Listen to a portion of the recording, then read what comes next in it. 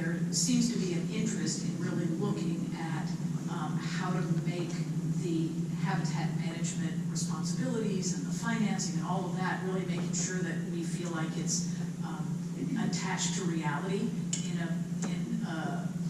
a stronger way, that we can feel comfortable with.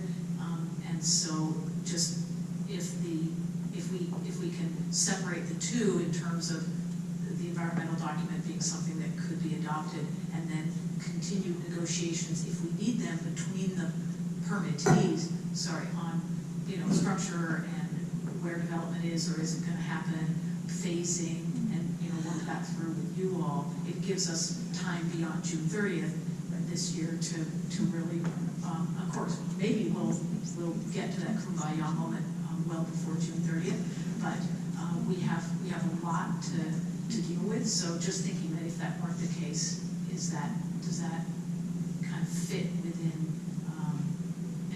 kind of timelines and possibilities that you all can work with? I mean, we would need to have you guys work those things out before we issued a permit, but it certainly doesn't have to be worked out before you certify the final EIR, and I think that's okay. You guys can speak to the need of the part. And I don't know how that works with a joint document. Can they certify the final EIR before the EIS, or? Yes. Oh, they can, okay. I just want to echo what Julie was saying. I think that would be a good thing to do, especially because it sounds like, sorry.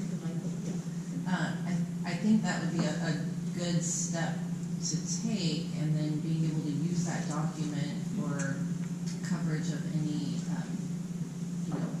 lesser impacts that you guys are looking at, any reduced footprint, excuse me. Especially because if it's within the scope of the original EIS or the EIS or EIR that's certified, it would be sufficient for coverage of that reduced footprint.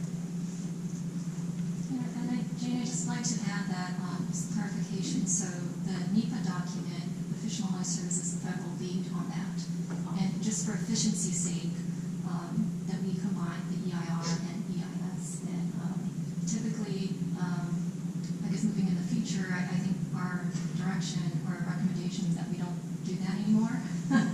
So I actually think that there is a positive thing that we did combine two regulatory documents and combine two, complying with two laws, secret NEPA. So just want to make that clarification. Just a quick question. So it sounds like the recommendation from both agencies is to adopt EIR EIS. The next bit, in my mind, is the JPA. What are your thoughts on the adoption of and formation of a JPA before FORA sunsets, as it relates to then being able to proceed with whatever may come in terms of shrink wrapping or going with it as is, but having the continuity of a central agency to do that? I mean, I don't pretend to understand what all you guys are going through with transition and all of that, but I do think it would be, streamlined and more efficient to have some sort of umbrella agency that can then continue these discussions and the permits and so on, because otherwise, at least from my standpoint, speaking selfishly, I'm not going to know who I'm supposed to be talking to. It's like, do I talk to Marina? Do I talk to Seaside? Do I talk to you all individually? Do I pull you all in a room? Like, what's the thing? It would be unclear. Agreed. I mean, when FORA sunsets, we kind of lose that central nucleus here, which kind of leaves us. I think it might be a weird place to be in. Getting from where FORA sunsets to the finish line, I think would be a lot more difficult without a JPA. It's just my hunch.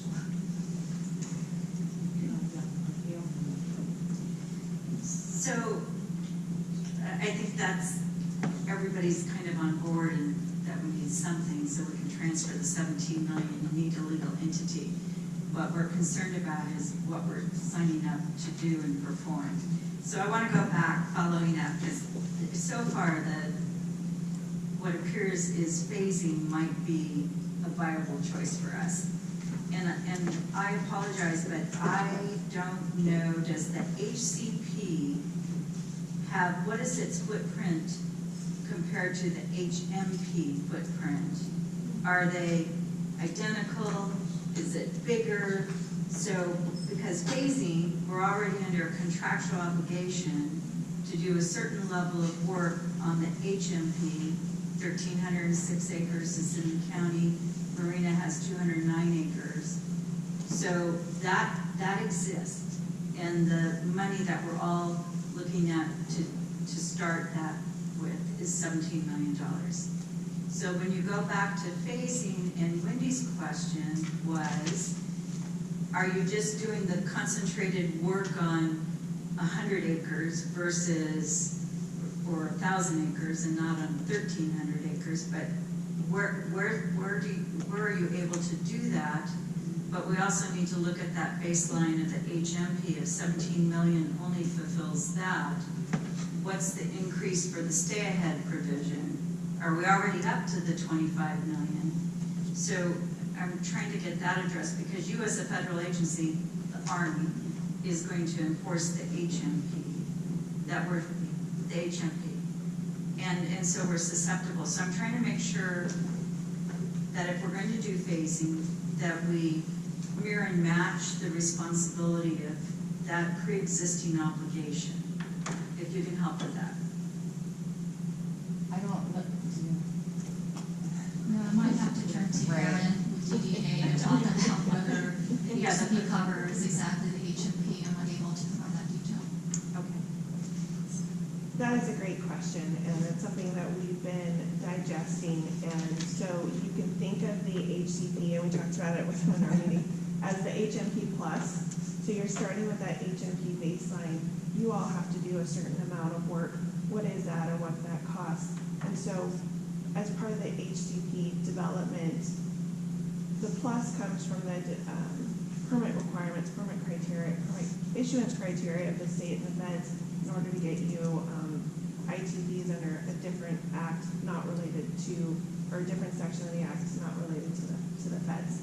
So the HMP requirements were rolled in to the HCP. So you have this HMP plus document. What we're talking about now, and the gears are rolling, as Leilani spoke to, the mitigation right now is not set up commensurate to the take.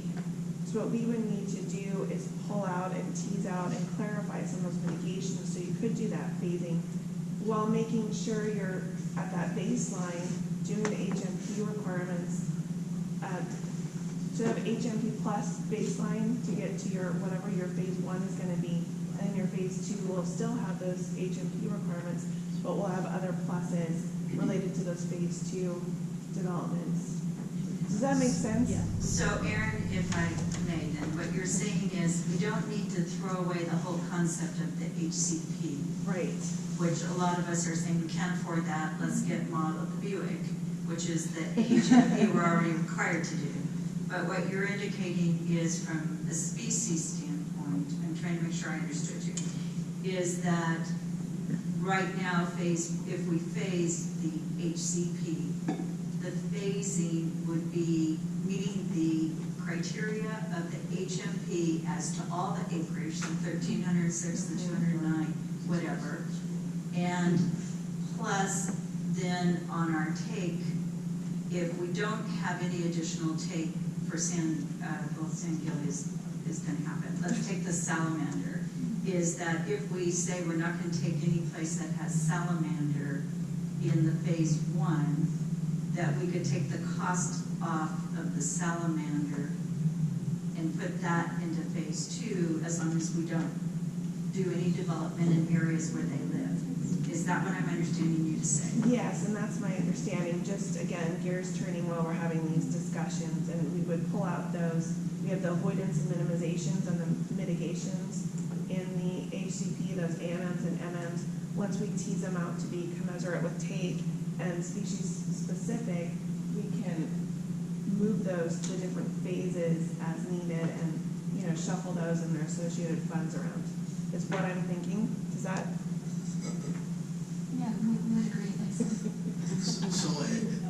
So just as a follow-up, so it's almost like saying phase 2 would be the agency said, okay, these are realistic areas that we think are going to develop over time that we may need the instability permits. Phase 3 would be these low-lying areas that are going to have high mitigation impact. We'll put those into a phase 3, so you identify that. And what you need from everyone is trying to figure out what the phase 2 potential future mitigation is going to be. So you have to phase 1 of the existing mitigation we have to do. Does that? Well, I think you've got the concept right. I think I would approach it slightly differently because I know there are a number of projects that are happening in the very near term that would be in addition to the HMP requirements, so those would probably be more of a phase 1. Okay. So I think that, similar to the CIP exercises you guys go through, seeing how things might move forward over certain time periods. And again, I think the 50-year permit term's a benefit if we're doing this phased approach, because then you don't have to reopen it in the middle of phase 2 in year 25, for example, or something like that. So I think this is getting to the meat of the matter, and I don't know, at our next meeting, we're talking about some of the financial assumptions. Is that also a meeting where we're going to be bringing maps and doing some of this slicing and dicing, or would that be a subsequent meeting? I'm just sensitive to that. We're getting towards the end of this meeting. Ian is next, then Alan, and then John, right? In terms of questions, but this is the discussion that we're formed to have, and so it's great that we're already kind of getting there. But I guess my question is, there are probably going to be elements of this that come up next week. How are we structuring? And I guess it's up to this group too. How do we anticipate structuring the next meeting and the meeting after that, so that we really can get into the details of where and what and stuff? Yeah, so I agree. I think we had talked about the next meeting, looking at this reduced footprint scenario, if that's maybe now talking about phasing ideas, also dealing with some of the legal legal constraints in the JPA.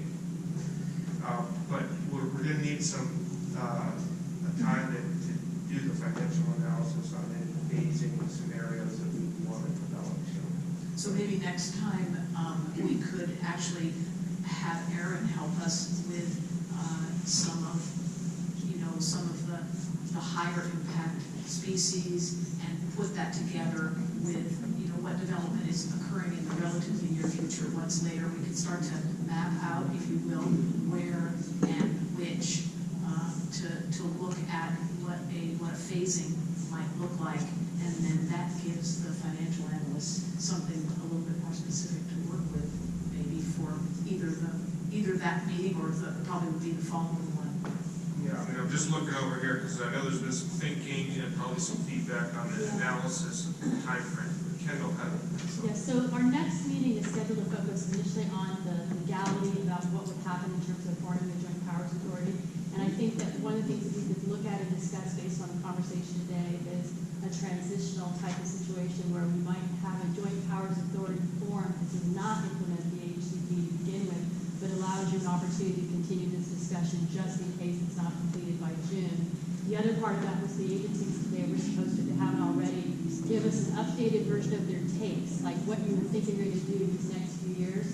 Then what we're going to suggest is that the next meeting, which would be, January 31st, we can look at the phasing and how that would look out. And if the phasing is the concept of the 31st, then that makes that March meeting an opportunity to come back with a fiscal impact of what that would look like. And I think at that point, we give you a good opportunity to have a pretty robust discussion about where you want to go, if that meets with the group's thing. May I just ask a question? So getting into the legalities of the JPA, we've covered that ad nauseum in my opinion. We came to meetings where that's been covered. I think everybody here that serves on the FORA board pretty much has an understanding of that model and what you put forward. The admin committee certainly does.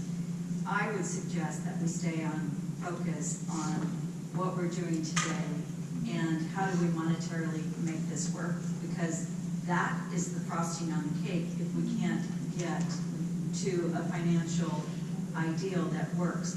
I would much prefer the next meeting be that Erin and her colleagues that understand, whoever it is in your representatives from your agency that are able to say, yes, if you may take the salamander off the list of the HMP and phase 1, and you can put that into phase 2, phase 3, if it does not include this parcel of land.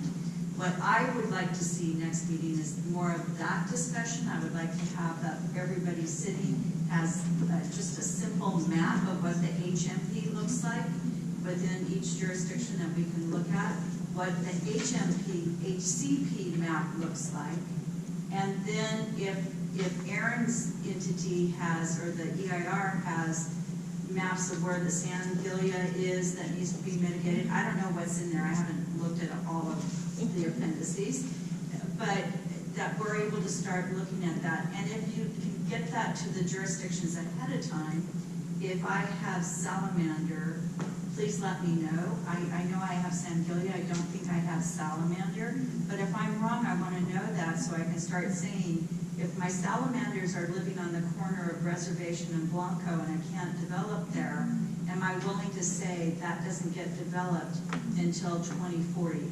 I need to be able to have that discussion with all of you sitting here, and that's the discussion I would like to have next Friday.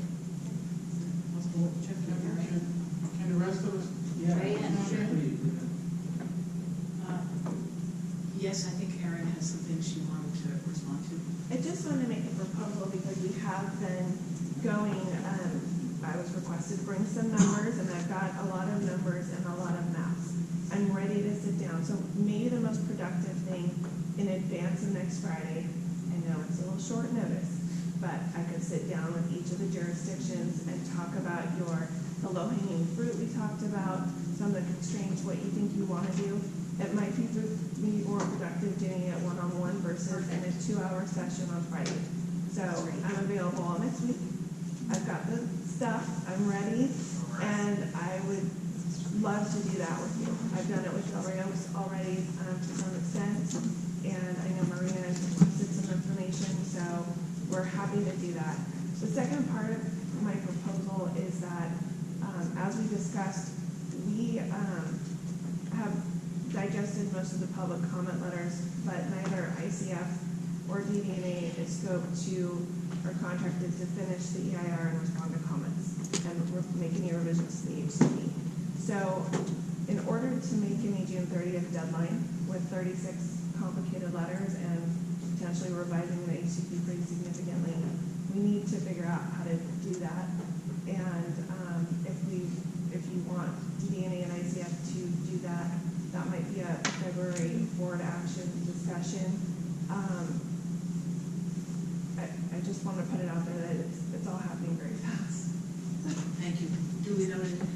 And I think the offer of meeting with the jurisdictions between now and next week makes a lot of sense. That way, when we come together, we can have an informed conversation. So now we have 4 minutes left, so I want to get to Ian, who's been waiting patiently. Alan also wanted to speak, then John, and then or maybe I think Dino also was looking interested. So let's see what we can do. Well, we may have to extend the meeting. Just kidding. Are you going to make that motion? No. My only point is, I got 3 or 4. I appreciate Gail's passion to advocate for what they're looking at from her point of view, but the rest of you guys need to weigh in and tell us what you're looking at, not just agree to what Seaside is advocating for or anyone else. Secondly, that was the whole object of this group, is to be meeting with these consultants in between the meeting. So, I appreciate you guys are. I'm going to make sure my team is. But that was to get here and make decisions because we're running out of time. And I was supportive of FORA adopting the HCP to buy us time to see if we can agree on the JPA. But if you're going to tie me to the enforcement obligations and everything we talked about, then why wouldn't we be in that same JPA? So it seems like a no-brainer. But we need to give the consultants time to get these things done. And my last point is, we need to work with the consultants to tell us and the regulators what is the time frame to meet their deadlines. We don't want to wake up and say, well, we're 3 weeks behind where we should have been, the questions and the documents we need to get to them for them to sign off on it. So some of the things we've been, that's driving us is their timelines. And we need to be talking about that here, not just asking 1,000 questions. We need to be making decisions. So that's my decision. So I guess I would just echo what Ian said. I think we have a very short timeline. This agency typically has difficulty making decisions and being decisive, and I think we really need to do that. We need to know, go on. For example, are we going to have a JPA or not? I don't want to wait until after FORA sunsets to figure that out. I want to know now. So what I would recommend is that, yes, all of the jurisdictions, and I just communicated with my city manager and planning director, meet with Aaron and figure out what is a realistic development plan for the future for your parcels. And what can you realistically carve out and set aside that you're not going to develop? And then of the others, how would you phase it? And I can imagine like 3 phases, like maybe a 5 or a 7 year, I don't know, a short term, a mid-term, let's say 25 years, and then a long-term, 50 years. So thinking kind of in some kind of a time frame like that. And when we come back, it'd be great to know at our next meeting what people are realistically thinking about in terms of those short, mid, and long-term, and what they could agree to sort of set aside in perpetuity. It's clear that, from what I've heard from folks here, that having a JPA and it makes sense financially, it makes sense for all kinds of reasons. I think our lawyers can figure out some of these issues that have come up as far as protecting the agency from non-compliant actors. And yeah, so that's kind of where I'm at. While we still have the agencies here, I wanted to clarify something that Del Rio's been meeting with Denise Duffy and Associates, our understanding of kind of this whole framework. So the baseline, the HMP is the baseline. Whether we go forward and develop or not, we still have HMP because those conditions run with the land. So that's baseline, literally baseline. Then HCP is plus.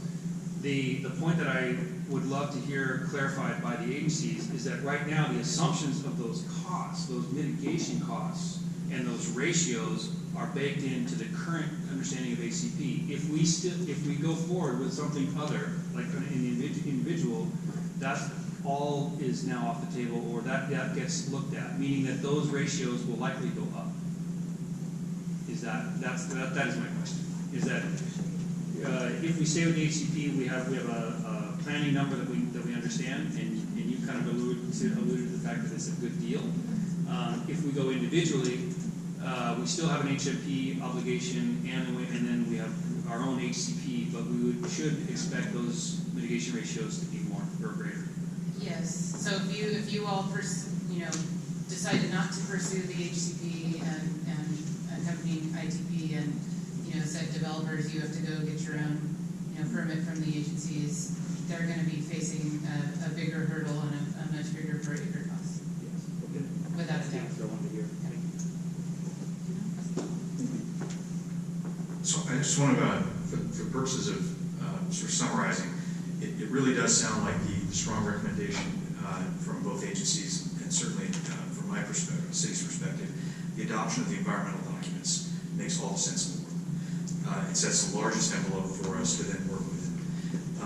Number two, the notion of getting the JPA hammered out sooner than later is compelling to me in terms of priorities of work, and we're committed to meeting as often as we have to be prepared to make decisions. I appreciate that very much. As we continue to look at what may be a solution for us on the cost side of the phase. So may I respond to that? Or is it my turn? Well, let's see if we can, I can ask Josh to map out what we're hearing about the sequencing of what we're going to be talking about in the meetings, and see if that says anything to you, and then we'll see if we can wrap up. Can I make one other thing that you guys are gonna need to think about and decide? It's not near as time critical as the EIR, HCP, and JPA, but something you should be thinking about, and is who will be your conservation easement holder? Right. I don't know if you guys have decided that yet or not, but that involves another entity. I don't know if you've been talking to them or not, but that's a whole other perspective that would be involved in your sort of process. So just putting that out there. Okay, so, Thanks a lot. Better now than later, right? so just, And then endowment holder, which would either has to be the fee title holder or the endowment holder or I think we've talked about that before, but I know we've talked about it before, but I think it was with your predecessor. so regarding the meeting topics, it seems like with the idea of Aaron meeting with everybody next week and then hopefully being able to come to next Friday's meeting with an informed basis for talking about the HMP phasing, the idea of phasing would be a nice bite-sized chunk to get into, but I think what Dino raised about the importance of the JPA language and learning from last FORA board meeting with these weighty legal matters